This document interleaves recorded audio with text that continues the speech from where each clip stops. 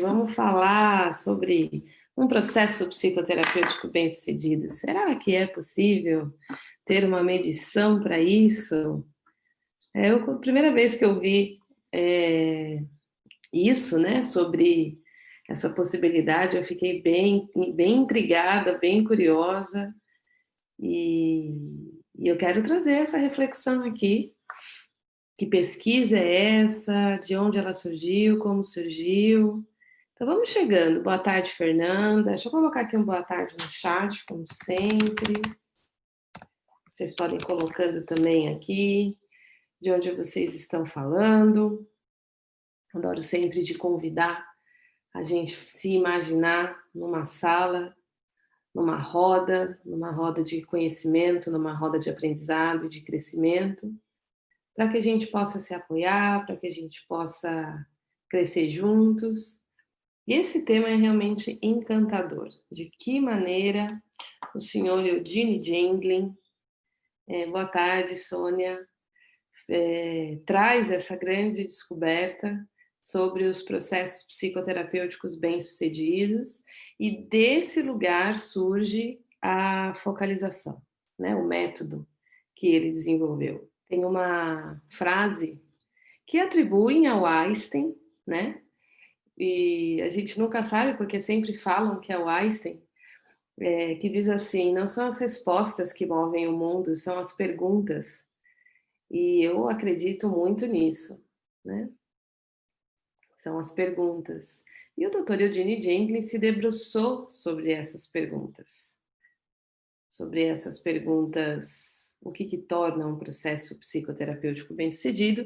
E eu vou contar essa história para vocês, vou mostrar os estudos, as pesquisas sobre a focalização. Enfim, boa tarde, Maria Augusta, conseguiu chegar. Késia, já falei boa tarde para a Sônia. A fonte que eu quero usar hoje para vocês é do meu próprio e-book, do e-book Terapeuta de Si. Eu vou compartilhar a tela com vocês.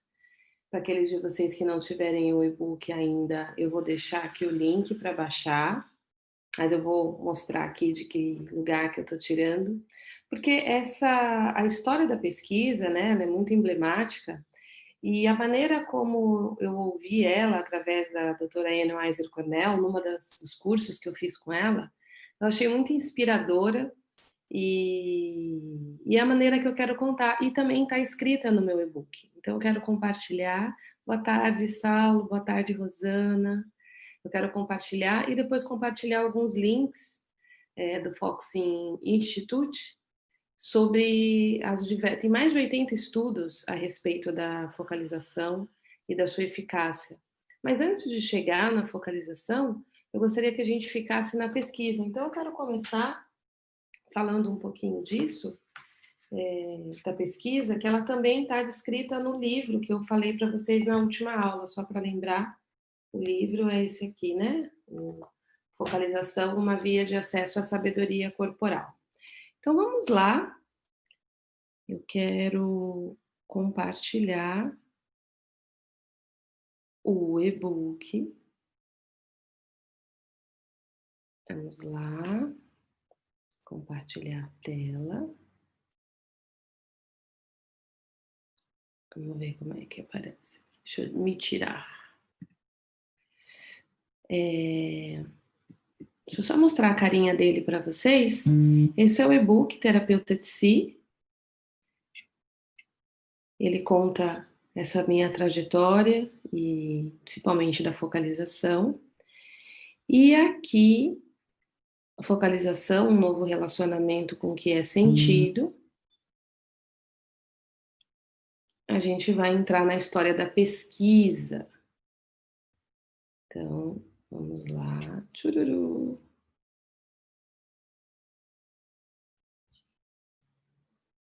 Aqui está.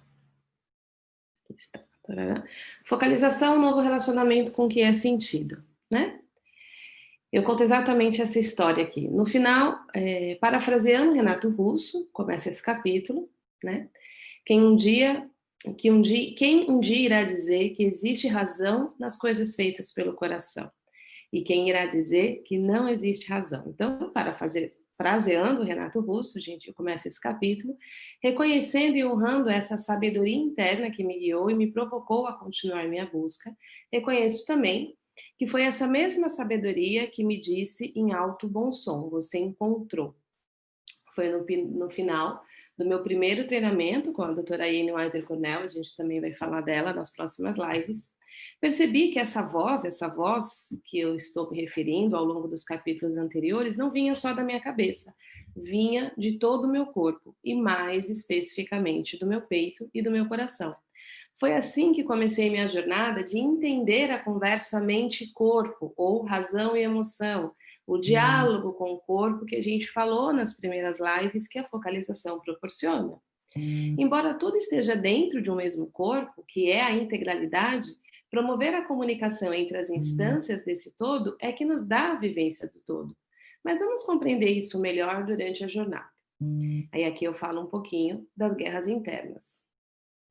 Então, o Dr. Eugene Gendlin, que é quem desenvolveu a focalização, ele nasceu em Chicago em 1926 e ele era estudante de filosofia na Universidade de Chicago na década de 50. E o Dr. Eugene, ele estava se debatendo com um problema de filosofia, um problema filosófico, digamos assim. E ninguém no departamento de filosofia no qual ele estudava estava conseguindo ajudar ele com esse dilema que ele estava se debatendo. A questão que ele refletia, de novo, né, são as perguntas que movem o mundo, é como pode ser que a gente tenha uma vivência, uma experiência, antes de termos palavras para essa vivência ou experiência? Todo mundo conhece isso, de ter uma vivência e não ter palavras para expressar completamente essa vivência, ou não ter as palavras apropriadas para expressar a experiência.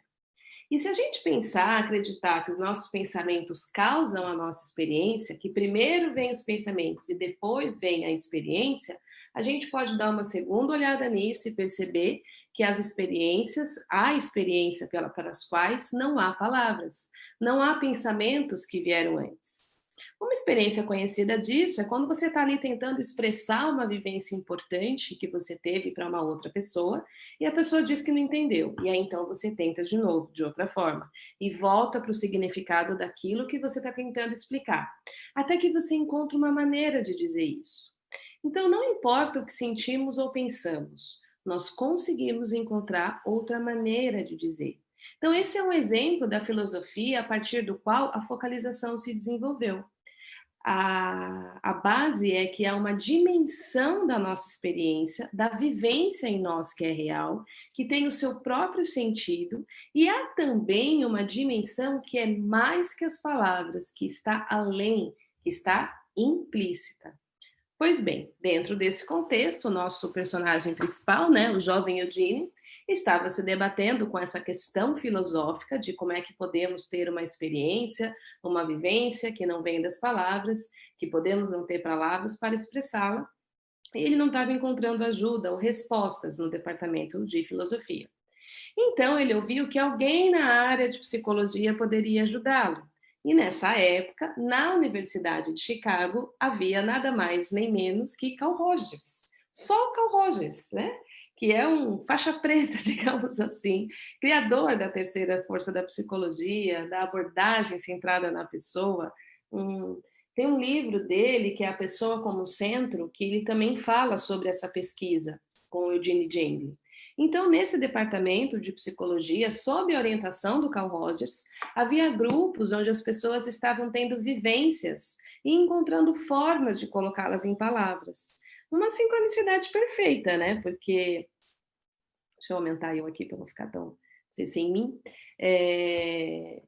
porque os gêmeos eles se procuram, eles se acham, né? A gente vê aí na época do Freud, o Freud depois o Jung, enfim, esses grandes gênios se encontram.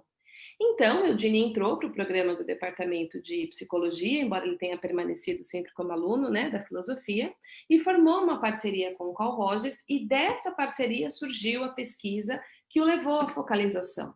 Então, essa pesquisa, ela visava o estudo da psicoterapia bem-sucedida versus a psicoterapia mal-sucedida. E a compreender o que tornava o processo psicoterapêutico bem-sucedido. E o julgamento em relação se aquela psicoterapia havia sido bem-sucedida ou não, era determinado por 3 fatores. Identificar se o terapeuta pensava, achava que a terapia tinha sido bem-sucedida. 2, observar se o cliente pensava que a terapia havia sido bem-sucedida. E 3, mensurar por meio de testes aplicados no início e no final da terapia se houve mudanças. Então, imagina esse cenário. Digamos que a gente tem as sessões de terapias bem-sucedidas de um lado e do outro as mal-sucedidas. E a gente esteja tentando encontrar um fator determinante para saber o que tornou um ou outro com esse resultado. Na época, essas sessões eram gravadas em áudios, não em vídeo. Então, esses pesquisadores, eles buscavam escutar indícios de quais seriam os diferenciais entre esses 2 grupos de terapia. Primeiramente, eles escutaram o que o terapeuta vinha fazendo. Será que a gente consegue ouvir uma diferença entre o que os terapeutas fazem em uma sessão que é bem-sucedida versus o que o terapeuta fez numa sessão mal-sucedida? E foi uma completa surpresa quando os pesquisadores descobriram que não estava ali a diferença. De acordo com todas as medidas que eles estavam usando para mensurar, os terapeutas estavam sendo igualmente empáticos, sábios, dando suporte tanto quanto eles conseguiam perceber. Então, eles voltaram a atenção para os clientes. Como era esperado que ao final do processo terapêutico os clientes da terapia bem-sucedida fossem muito diferente dos clientes bem-sucedida, fossem muito diferente dos clientes da terapia mal-sucedida, os pesquisadores não foram ouvir o final da terapia. Eles começaram a ouvir e escutar a primeira ou a segunda sessão apenas. Era a primeira ou a segunda sessão de alguém cujas sessões mais tarde seriam bem-sucedidas, comparadas à primeira e à segunda sessão de alguém cuja terapia ao final se mostrava mal-sucedida. Foram milhares de sessões ouvidas, foram anos de pesquisa. E o que foi descoberto é que havia uma diferença da qual os próprios clientes não tinham consciência, mas os pesquisadores conseguiram ouvir. E, de fato, era uma diferença muito peculiar. Então, eu gostaria de saber, vocês imaginam que diferença é essa? O que será que eles encontraram ouvindo essas milhares de sessões, tentando identificar qual era a diferença que habitava logo na primeira e na segunda sessão dos 2 grupos selecionados e que foi possível identificar e mapear? O que vocês acham que é? Quem já sabe não pode contar.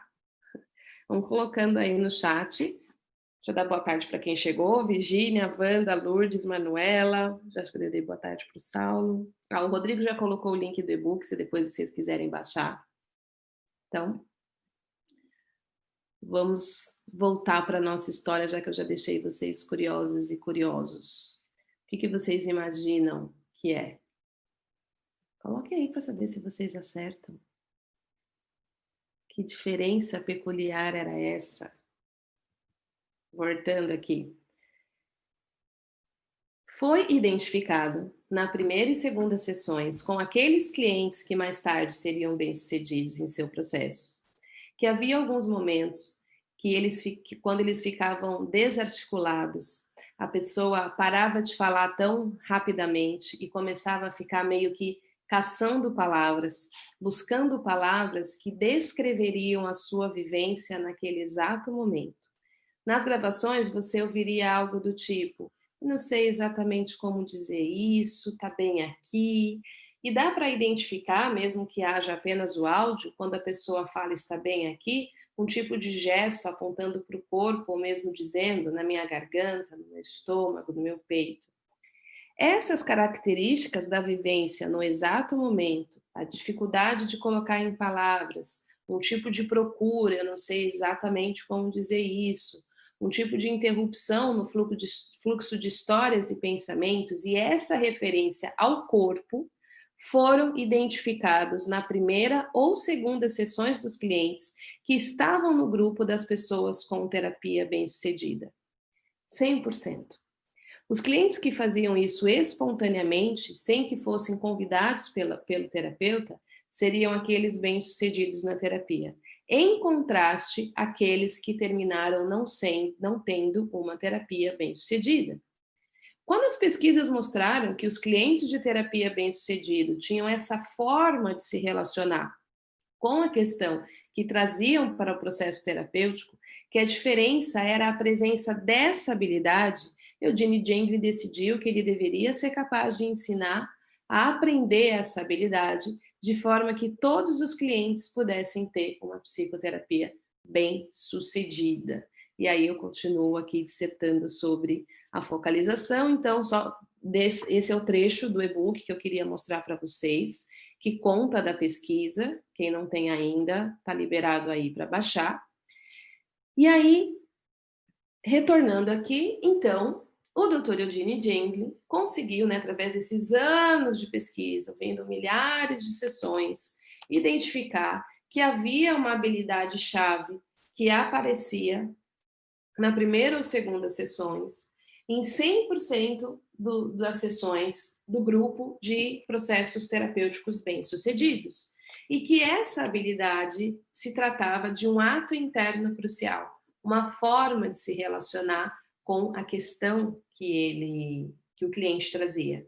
E essa habilidade estava diretamente ligada a entrar em contato com essa instância corporal sentida. Com essa instância corporal sentida. Vocês escreveram aqui, ó. Confiança, a diferença que faz escutativa, percepção, aprendizagem. Não! Mas são bons palpites de vocês. A diferença é a habilidade de sentir o que o corpo está falando em relação a isso. Eu quero fazer um outro trecho aqui sobre a pesquisa, que está no livro também, que é logo no início, quando ele conta disso, que é muito legal o que ele fala. Cadê? Meu Deus, eu marquei hoje.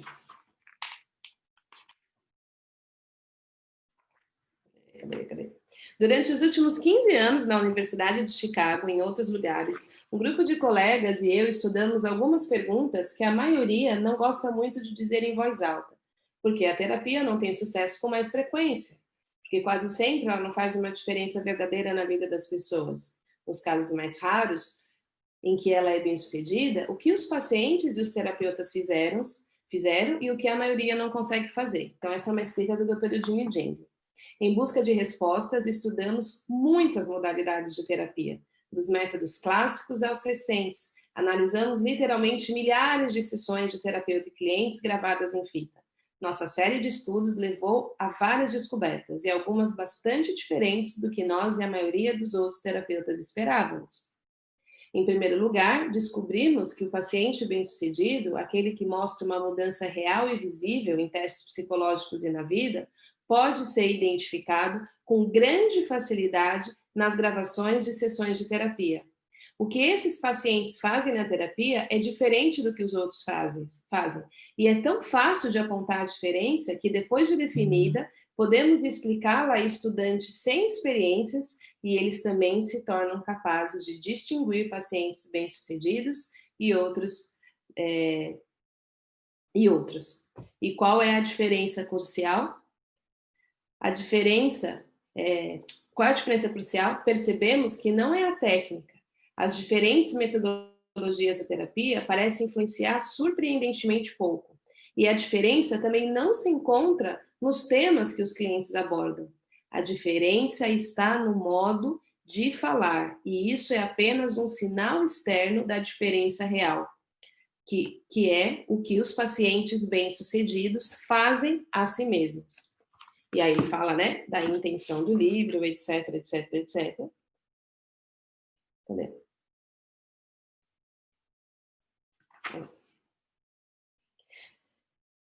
E a intenção aqui é dizer o que eles fazem a si mesmos, o que eles fazem e como você pode fazer. Isso porque essa aptidão em comum, esse ato interno, como eu falei, não é apenas útil no consultório do psicoterapeuta, como uma forma de abordar qualquer problema ou situação. Nos anos seguintes, ensinamos essa aptidão a uma infinidade de pessoas. Agora que aparentemente todos podem aprendê-la, Quero que isso seja inteligível para todos.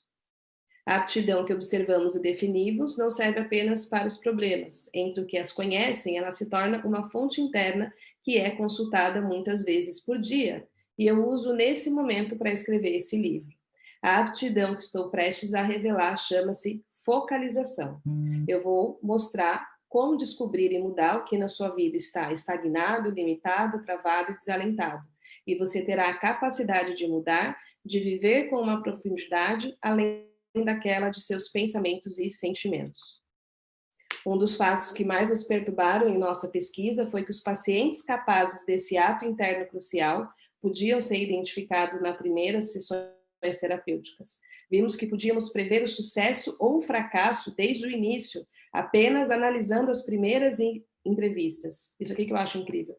Segundo uma análise estatística rigorosa, havia uma probabilidade de menos de 1.000 de obter o mesmo resultado acidentalmente, ou seja, sem esse ato interno crucial.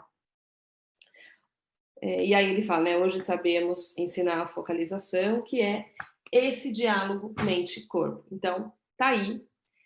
Essas duas fontes, né, tanto do livro que eu já mostrei para vocês na última live, quanto do e-book que eu estou disponibilizando aqui, conta para gente dessa descoberta incrível do Dr. Eugene e o que ele dedicou a vida dele a desenvolver um método que nos ensinasse isso, né? Deixa eu ver aqui que vocês colocaram, habilidade de ver no corpo, explica mais um pouco. Então, essa capacidade de sentir que ele se referiu ao ato interno crucial e que no e-book, né, eu coloquei focalização em mim, como diálogo mente-corpo. Sim. Vamos lá, eu vou explicar, Virginia. Eu falei um pouquinho mais disso na live da segunda-feira, mas vamos lá.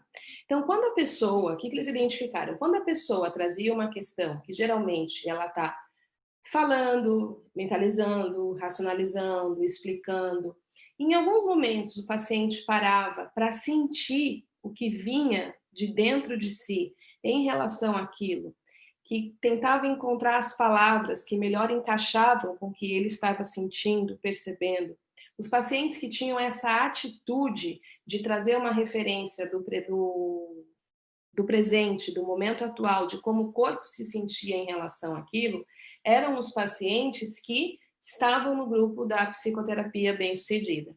Os pacientes que não faziam isso, que não tinham esse ato interno, que é o ato interno natural, que é um ato interno que existe em todos nós, mas que algumas pessoas estão mais próximas desse contato com a percepção sentida e outras pessoas mais distantes, aqueles que tinham essa proximidade apareciam essa atitude em 100% da primeira ou segunda sessões dos processos psicoterapêuticos bem-sucedidos. Os que não tinham essa atitude apareciam nas gravações de primeira e segunda sessão dos processos psicoterapêuticos não bem-sucedidos. Quando o Dr. Eugene conseguiu perceber isso, identificou que a diferença, que fazia a diferença, que todas as análises da pesquisa indicavam, desse número rigoroso, né, de 100% dos casos, ele criou um processo para que a gente pudesse retornar para essa fonte, para que a gente pudesse retornar para essa habilidade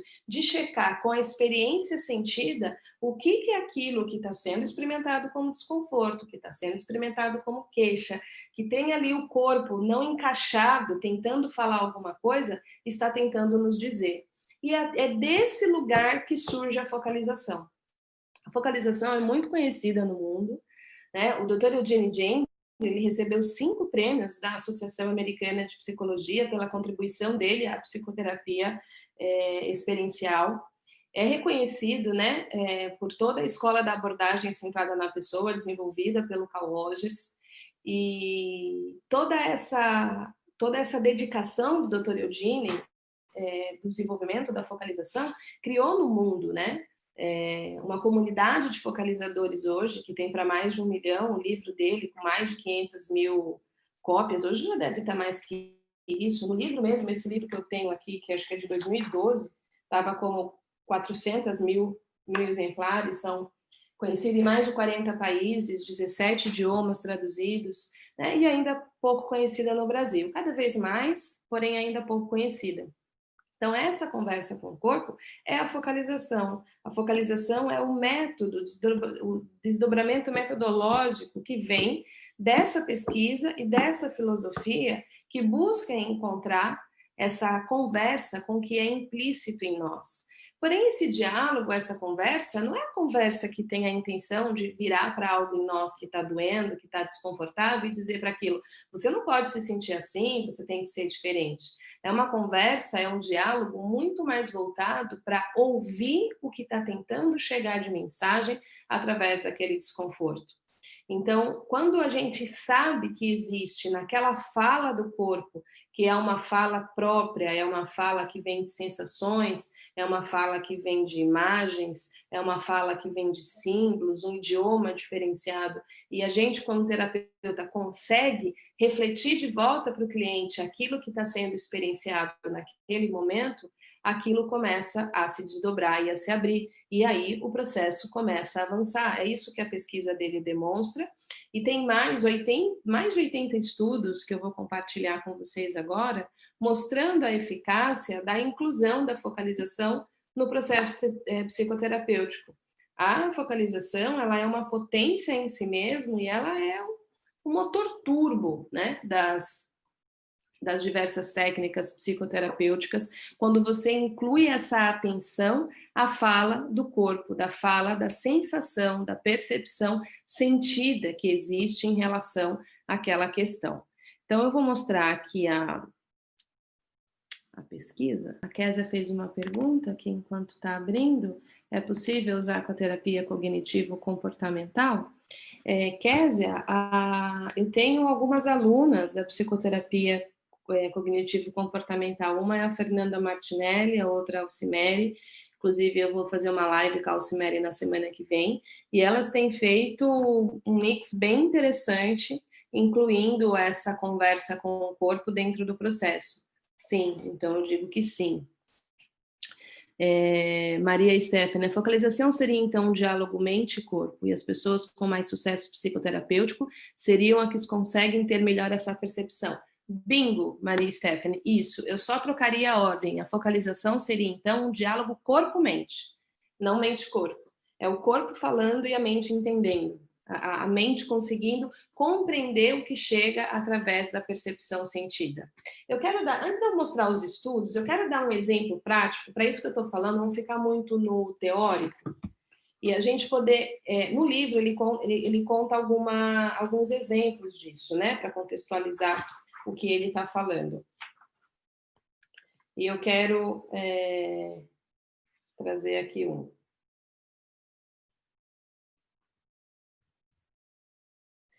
O homem que não conseguia trabalhar. Olha esse exemplo aqui, que legal. Eu tenho tido uma dificuldade, o homem dizia, tenho tido uma dificuldade enorme em acabar o livro que eu estou escrevendo, disse Jorge. Isso é um nome fictício, ok?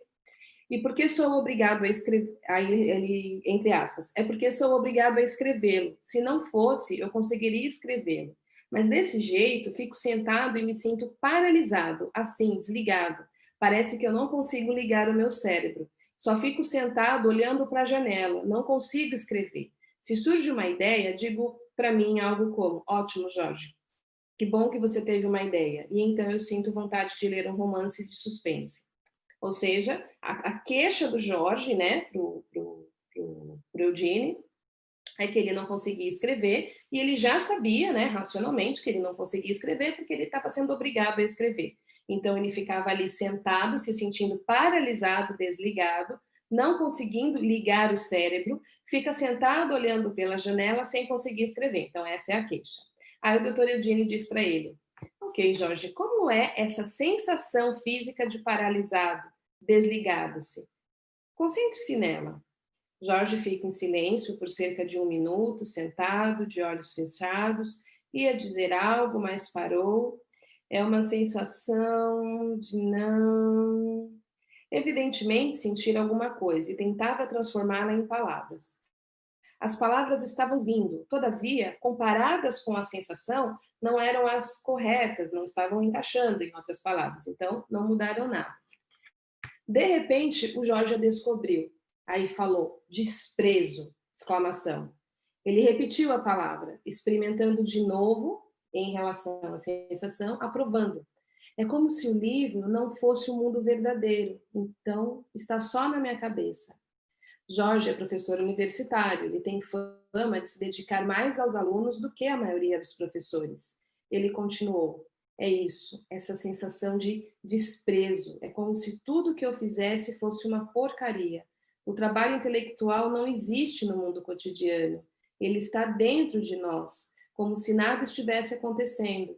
Não é nem real nem importante. Importante é o que eu faço no mundo. Isso é real. Dar aula, conviver com os alunos, cuidar da família. Ah, eu já tive isso por muitos anos. De vez em quando. Trabalho intelectual não é nada. Eu repeti para ele a essência do que ele dissera. Repetiu, né? Refletiu de volta para o Jorge. Então, há uma coisa na cabeça, que são desprezíveis, e há coisas no mundo que são reais, que obrigam a cuidar delas. Jorge respondeu. Sim, não, bem, focalização é isso. A natureza do problema se altera a cada mudança. Você entra em contato com a sensação e diz, sim, é isso. Depois sente algo mais profundo, ou por trás, ou por baixo, ou junto dessa sensação e diz, não, não é bem isso. O problema, quando você termina, não é mais ou menos o que imaginava quando começou, no início.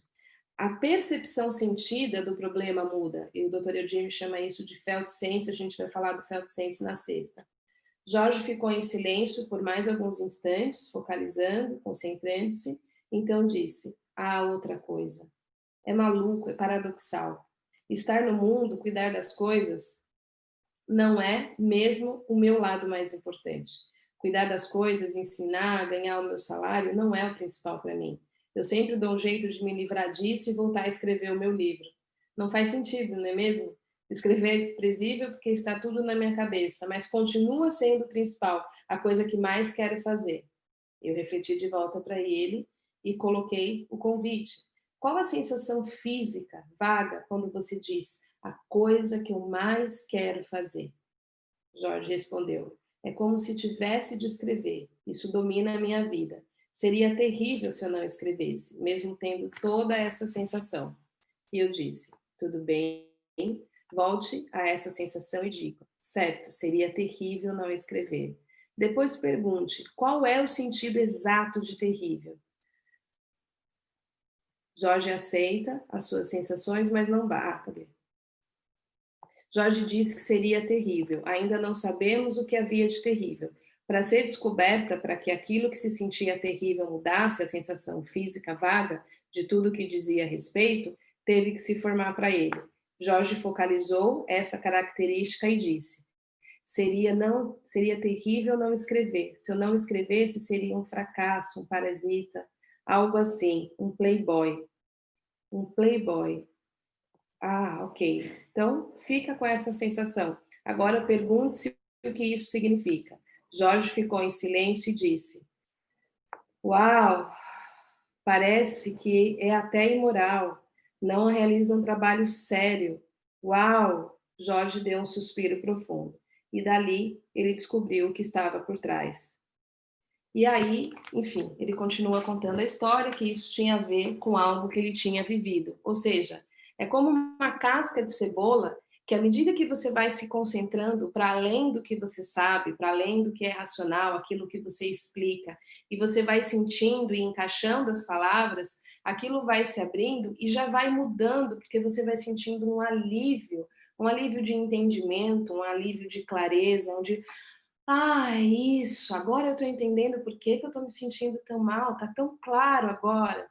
E essa clareza te leva para um próximo passo. Então, esse é um dos casos, né, do que a focalização possibilita, do que a focalização traz.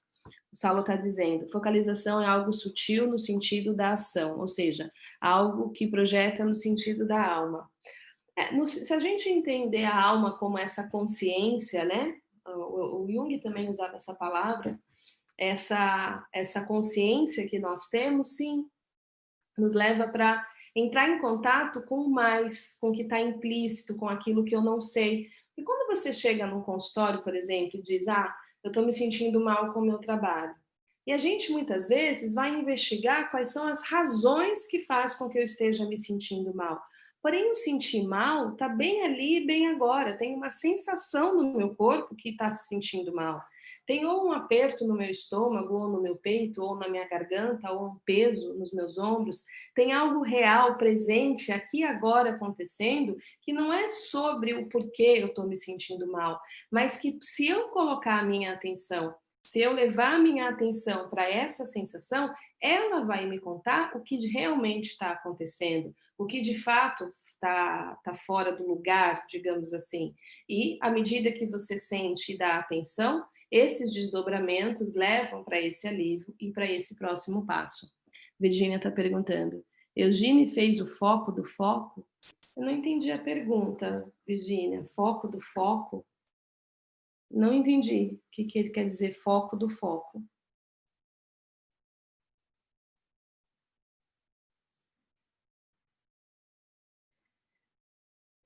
Eu não sei se eu captei foco do foco como a cebola. Não, eu não acho que tem a ver com foco da palavra focar em português. Tem a ver com dar atenção à sensação sentida e à medida que você se aproxima dessa sensação sentida, daquilo que eu sinto em relação à questão, que pode ser desconfortável no início, que às vezes é um aperto, uma constrição, que é um nó em relação a algum tema, e você se aproxima disso com uma curiosidade interessada, com uma curiosidade gentil, permitindo que aquilo vá se abrindo, digamos assim, você vai compreendendo os significados que surgem a partir dessa atenção e isso abre a percepção, né? Então não é um foco de tensionamento de tensão, mas é um levar a atenção para aquilo que eu estou sentindo, né? Então perceber a diferença entre espírito e alma. Eu não sei, Saulo, se você está falando de uma conotação mais espiritualizada, mais religiosa, ou o espírito da coisa, né? Digamos assim. Porque o que a gente está falando aqui é como a nossa consciência pode estar à disposição de compreender o que se passa com a gente. Muitas vezes nós temos questões, impedimentos, bloqueios, dores, sintomas relacionados a queixas psicossomáticas, a queixas de saúde mental, saúde emocional, como depressão, síndrome do pânico, enfim. Ou seja, são muitas falas do nosso corpo que está vivendo questões de saúde, e dentro dessas questões existem um monte de informação, né?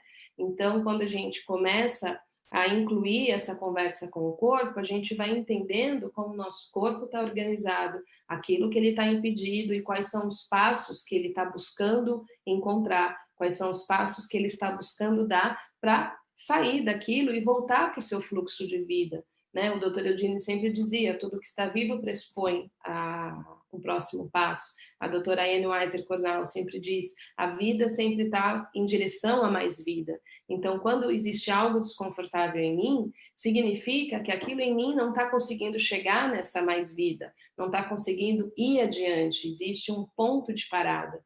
E quando a gente leva a atenção para aquilo que está paralisado, através das sensações que está me enviando, que pode ser uma sensação de aperto, de peso, de constrição, presente agora no meu corpo, esse lugar abre as portas do que realmente está acontecendo. E quando a gente leva a atenção para isso, quando a gente dá atenção para essa sensação sentida das questões, conforme está demonstrado na pesquisa que foi feita, é a diferença que faz a diferença. As pessoas que levam a atenção para isso dentro do seu processo psicoterapêutico, ou seja, na sua fala inclui-se as sensações sentidas, aquilo que eu sinto em relação ao problema, indo para além do que eu penso, para além dos meus sentimentos familiares, mas para aquilo que eu ainda não sei, mas que está implícito na questão, o processo se desdobra e, em 100% dos casos, se demonstrou dentro dos grupos de processo psicoterapêutico bem-sucedido, né? Então, essa atitude dentro do processo, esse ato interno, como eu lido com aquilo que chega a mim, que tipo de atenção eu dou para aquilo que eu sinto, e não apenas a atenção que eu dou para aquilo que eu penso, é o ato interno crucial. E a focalização nos ensina a desenvolver, a retornar para essa capacidade que todos nós temos e de alguma maneira esquecemos de utilizar, né?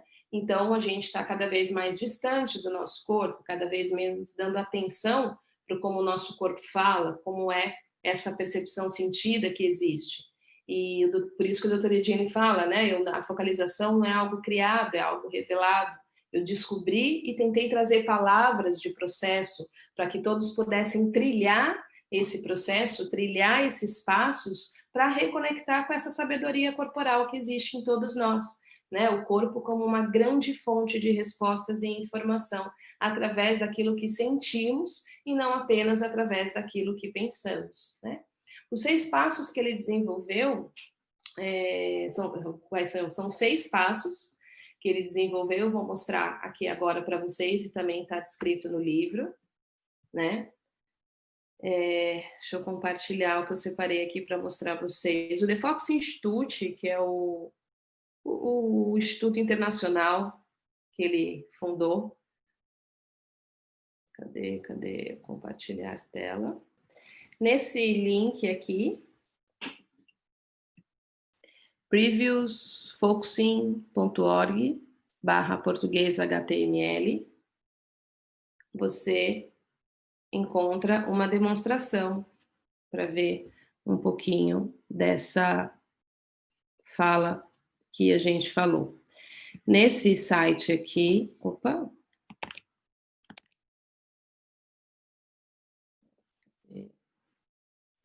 no The Fox Institute, quando você coloca aqui o idioma o português de Portugal,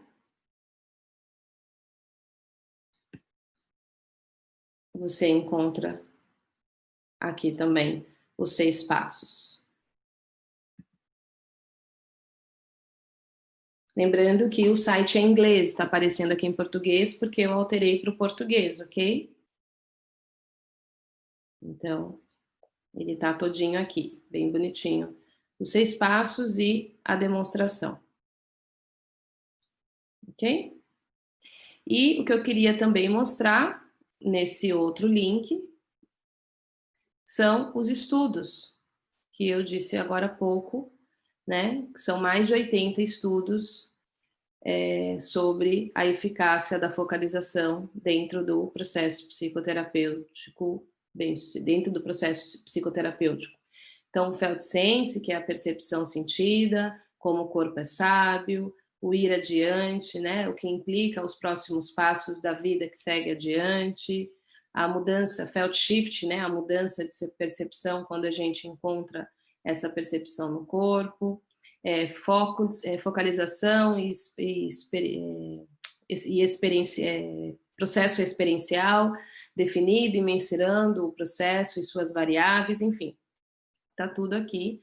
De novo, você precisa ou usar aquele item do Google Translator para aparecer em português, ou se você lê em inglês, você pode ler as pesquisas aqui, e naquele outra opção do The Fox Institute português, ali você tem todas as etapas. Então, os 6 passos estão descritos ali e também no livro.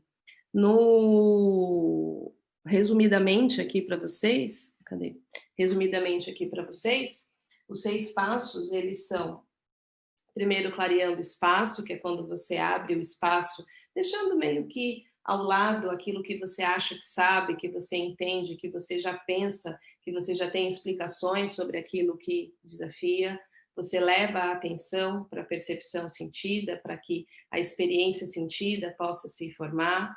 Você encontra uma palavra que é chamada de gancho, que ela meio que capta aquilo que você está percebendo. Você ressoa, ou seja, você repete a palavra para ver, encaixa, não encaixa, é bem isso. Sabe quando você está meio que escrevendo um e-mail e você vai meio que checando, não é bem isso que eu quero falar, poxa, essa palavra não está legal, tem uma conversa com sensação, Então, é esse tipo de encaixe. E aí, então, você tem a fase perguntando, que é o que isso quer dizer, o que é tão difícil disso, o que está para além disso, tem algumas perguntas que ele sugere, e aí, quando você percebe o alívio, que é quando você entendi, você então passa para integração, né? Então, basicamente, esses são os passos que o Eugene desenvolveu, claro que é melhor você ver cada um deles, mas basicamente é essa jornada que ele criou da focalização para que a gente estabeleça esse contato com essa sabedoria corporal e com essa capacidade de checar o que isso em mim está querendo dizer, o que isso em mim está trazendo, qual é o próximo passo, né? Deixa eu ver o que mais.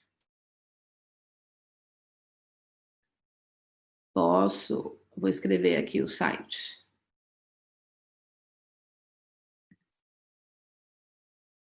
Estou pegando aqui.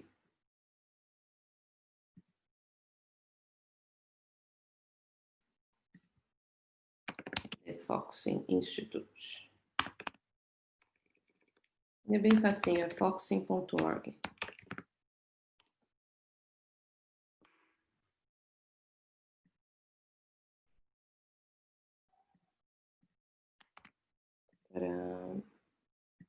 Aí está, Virginia, thefocusing.org.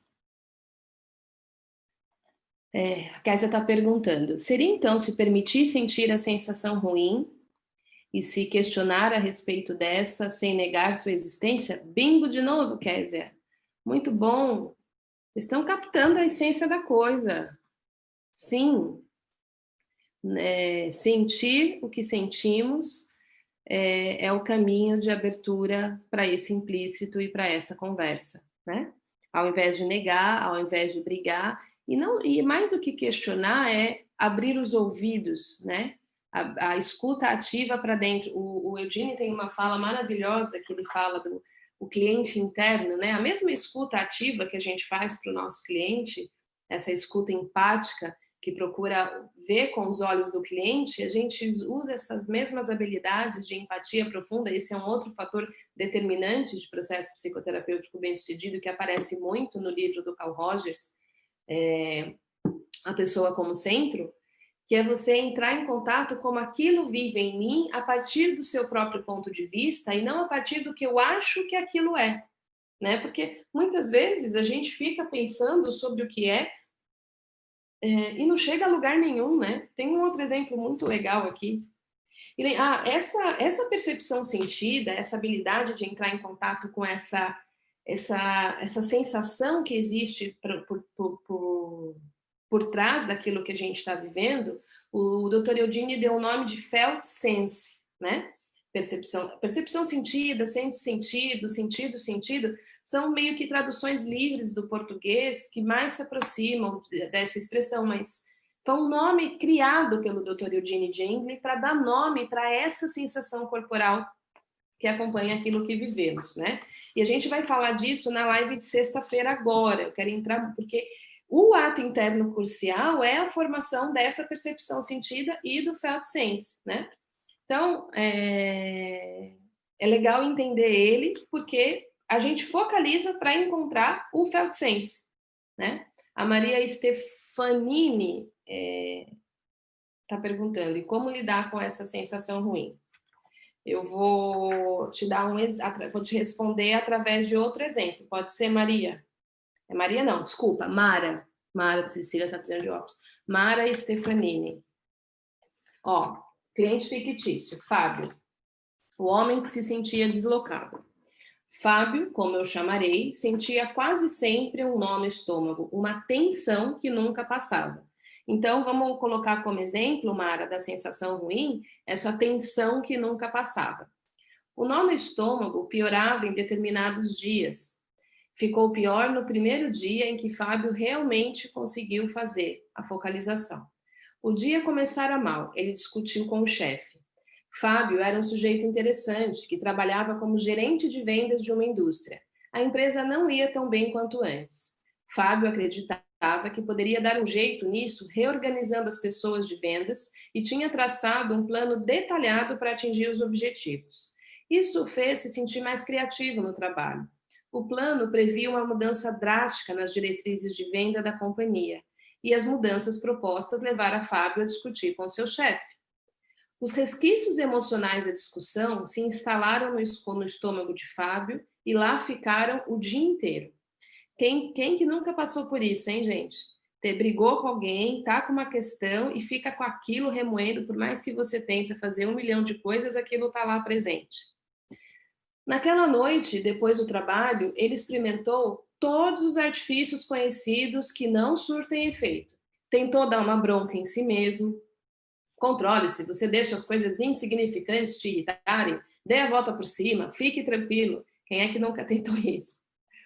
Quando a bronca acabou, o estômago do Fábio continuava com o nó. Ele procurou repassar a discussão, repetindo-a várias vezes. Quando ele disse isso, eu deveria ter dito aquilo. Quem é que nunca fez isso também, né? Discute na mente como se a gente fosse, sei lá, tentar completar aquilo que nos completou. Obviamente, isso só aumentou a tensão emocional. Fábio tentou usar o truque de fingir que o problema não existia. Na verdade, nada aconteceu, ele disse a si mesmo. Meu chefe sabia da minha opinião muito antes e eu sabia dele. A discussão não mudou nada, apenas deixou as coisas mais claras. E por esse motivo eu deveria me sentir bem, não deveria me sentir mal. É isso, eu vou me sentir bem. Mas o seu estômago não acreditou e a tensão continuava lá. Ele tentou analisar a questão. Ele é da velha guarda, agarrado a procedimentos antiquados, com medo de mudar. Esse é o problema dele. O meu é ter medo de velhos em cargo de chefia. Essas explicações não fizeram o estômago de Fábio mudar, o estômago também não relaxou com esse enfoque. A análise de um problema pessoal deve ser fidedigna, mas é diferente de entrar em si mesmo para sentir como é. Quando todas as tentativas de Fábio de se sentir bem fracassaram, ele foi até um bar beber. Quem nunca, né? No entanto, isso somente o fez melhorar um pouco. Anestesia, né? Ele ainda sentia um nó, mas a dor estava amortecida por causa do álcool no seu organismo. Mais tarde, na mesma noite, quando o álcool havia se dissipado, Fábio tentou a focalização. Ele a tinha aprendido comigo poucas semanas antes, mas até então não conseguira fazê-lo direito. Naquele momento, se sentou na beirada da cama e viu que era capaz. Foi isso que ele me contou. Ele disse: eu me fechei dentro de mim, rejeitei ou pelo menos diminuí todos os sermões e racionalizações e outros ruídos que ressoavam na minha cabeça. Fiz a minha atenção se voltar não só para a discussão com meu chefe, mas para sentir os milhares de detalhes que a cercavam. Todas as minhas preocupações com meu emprego e o futuro e o que estou fazendo com a minha vida. Essa sensação ampla, vaga, é o que eu chamo de felt sense. Então, Fábio procurou no âmago dessa sensação, sentiu um desconforto impreciso e se perguntou: o que era o mais difícil? O que doía ali? Tentou captar o teor daquilo. Ele disse: era estranho não conseguir entender. Tive a sensação de algo fora do lugar. É o tipo de sensação que você tem ao ver um quadro pendurado e torto na parede, ou um livro de cabeça para baixo na prateleira, uma coisa que não está certa. Esperei que as palavras aparecessem e me veio, fora de lugar, deslocado. Mas quando eu verifiquei se realmente eram essas, se encaixavam, não era, não tanto. Achei que estava bem perto. Tive aquela sensação de estar na ponta da língua, a sensação que eu tenho quando assisto um programa de conhecimentos gerais, que eu sei a resposta, mas não consigo pronunciá-la. E então eu encontrei a palavra. A palavra era despropositado. Essa era a minha palavra. Quando encontrei, senti o meu nó, o ponto tenso lá dentro se soltar. Nesse instante, eu percebi o que era. Ele não precisou fazer um movimento separado de questionar. A mudança e o alívio físico vieram junto com a palavra. Despropositado, era essa a palavra. Segundo a sensação do corpo, que descrevia todo o procedimento de Fábio no trabalho. Os planos detalhados para reorganizar a equipe de vendas, a discussão com o chefe, tudo. Tudo era despropositado, porque aquele trabalho não era exatamente o que ele queria na vida. Havia muito tempo que ele tinha deixado para trás os sonhos de juventudes, que achava ter crescido, se tornado pragmático com a maturidade. Mas depois daquela mudança corporal, daquela sensação de um nó interno que se desfaz, sabia que algo acontecera junto com a palavra despropositado. E ele percebeu isso num piscar de olhos. O que ele percebeu foi o seguinte: o motivo de ter ficado tão irritado por causa do plano de reformulação foi que ele esperava que o plano desse um jeito na vida dele. E claro que isso o fez agir impensadamente. Ele disse: minha vida precisa de algo muito grande que aquele plano não comporta. Eu não sabia disso, o que, sem dúvida, dificultou a convivência comigo no trabalho. Era como se eu reagisse com uma intensidade emocional enorme que não combinava com o plano. A minha intensidade era despropositada diante do plano, e eu agia de forma despropositada no trabalho. É claro que sabia mais ou menos que eu queria aplicar o plano porque eu me sentia mais criativo no trabalho, mas eu não sabia que eu estava deixando o plano tomar conta da minha vida, da parte dela que eu não conseguia vivenciar. Não é de se surpreender que eu não tenha ficado tranquilo com aquilo. Fábio sabia que investira no plano, mas Fábio não sabia o que ele tinha investido no plano, mas o seu corpo sabia. E ele só precisava perguntar ao corpo. Fábio nunca tinha descoberto isso numa análise, por achar que ele já tinha as respostas. Se alguém pedisse que ele refletisse sobre o assunto, talvez ele respondesse que o plano o fazia se sentir mais criativo como ele sempre quisera. E com essa resposta simples e sincera, não teria entrado em contato direto com o estado real do problema no seu corpo. Além disso, Fábio não teria descoberto o problema numa análise porque a sua mente estava cheia de pensamentos sobre os detalhes do trabalho e os colegas. Fábio conta essa história de focalização só até a noite em que desapareceu a tensão no seu estômago. É preciso notar como, em relação a Fátima, Fábio não havia solucionado o problema. Fátima é outro caso que tem aqui no livro. Fábio não havia solucionado o problema inteiramente na prática, mas agora podia se distanciar do seu emprego indesejável, sossegar com o plano de reformulação. Certamente ele podia continuar promovendo o seu plano, porque era bom, mas seria capaz de ouvir as objeções dos outros e teria tranquilidade para aproveitar novas ideias que surgiam deles. Isso fez diminuir a tensão no trabalho. A mudança corporal também havia provocado outras modificações. Uma disposição para mudar de vida tinha aflorado em Fábio. Ele relata o ocorrido da seguinte maneira: eu percebi que meu trabalho nunca me deixaria satisfeito, mesmo com o meu plano ou os vários planos, e mesmo que o meu plano ou vários planos fossem aceitos, não faria eu me sentir melhor. Devia ter ficado desestimulado. É claro que eu não podia mudar minha vida desse jeito. Não é que eu não tivesse pensado nisso antes, mas agora, por algum motivo, uma parte minha que precisa de algo a mais também aflorou. Estava dentro de mim com fome de viver. Eu não preciso mais colocá-la numa camisa de força. Não sei porquê, mas existe em mim um estímulo que diz: nós vamos mudar. Eu ainda não sei como. Se fosse totalmente objetivo, eu já estaria desestimulado. Sem dúvida, para que Fábio mudasse sua vida, foram necessárias medidas práticas, não apenas focalização. Ele precisou fazer mais focalizações para conhecer os medos e outros obstáculos internos, e assim tomar atitudes práticas. E aí conta como ele chegou lá. Enfim, espero que essa história tenha ajudado a responder, Maria, a sua pergunta de como, às vezes, a resposta não é o que a gente pensa, e quando a gente consegue ouvir o que esse corpo sabe, esse desabrochar nos leva para o passo adiante. Então, deixa eu ver. Nossa, já passou uma hora. Me diz se ficou claro, para a gente ir encerrando a nossa live, que nos conta de um processo psicoterapêutico bem-sucedido, que surge da pesquisa de um homem genial, Dr. Eugene Gendlin. Eu quero colocar aqui o rostinho dele para vocês. Eugene Gendlin. Ele teve uma vida muito, muito, muito incrível. Um cara muito diferenciado, muito generoso. Como eu disse no início, né, desse encontro aqui com vocês hoje, não são as respostas que movem o mundo, são as perguntas. E aqui tem várias. Eu gosto muito dessa, ele novinho, muito dessa, muito desse olhar dele. Gosto muito do olhar do Eugene. Um ser humano fora de série, que dedicou a vida a encontrar respostas e com uma generosidade fora de série, porque quando ele encontrou as respostas, ele não se limitou a simplesmente escrever sobre as respostas.